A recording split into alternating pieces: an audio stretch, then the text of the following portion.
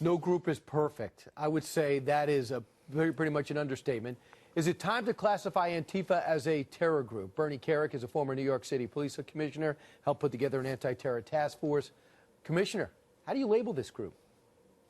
Well, listen, first of all, this is an extremely violent group that goes out and threatens, intimidates, attacks with extreme violence for political reasons. If you look up terrorism, the definition of terrorism, that's what terrorism is, when somebody imposes threats and violence against someone else for political reasons.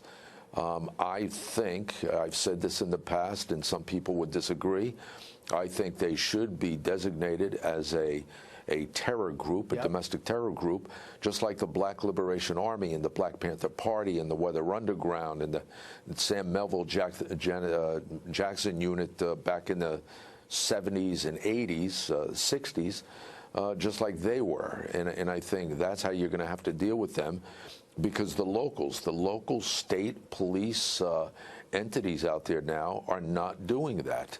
I watched this demonstration in Portland. I was appalled that the police wasn't more active, preemptive, proactive.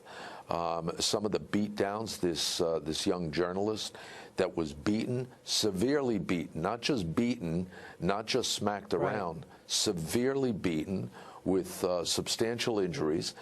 And this stuff is growing. It's in Portland. It's in, California. It's in a number of these states where you have Democratic leadership and Democratic mayors. But, Commissioner, also, they started in the 70s, I understand, anti-fascist. They want to push back against any white supremacist organization. They now morphed into anti-Trump and anti-conservative. That was a journalist. I thought we were worried about journalists and the health. We want to condemn Donald Trump for rhetoric. What about the fists?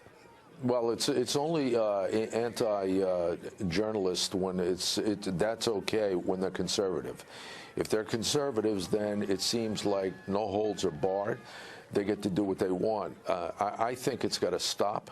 I think these police departments, they know when they're coming out. They know when these demonstrations are going to be.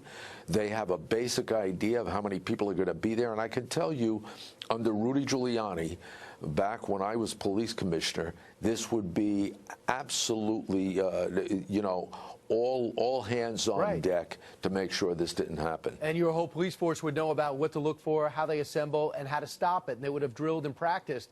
And now the mayor's under fire, and so is the police force invisible.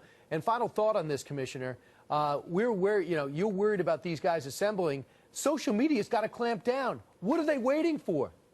Yeah, you know what, Brian? I don't know. They knock people off the air off of social media, these conservatives, just for a comment. I've watched these beatdowns, dozens of different videos on different, anti-conservative sites over the last 4 or 5 days, just outrageous. Right. So I don't know what they're doing. Right. You got to be ready to stand up for yourself. And I'm glad this journalist, whose brain is bleeding, still wanted to do media, to know that he was not threatening. He was covering a protest, and he got beat to a pulp. Commissioner, I love what you did for the Gallagher family today, and thanks so much for joining me tonight. Thank you, Brian. Thank you.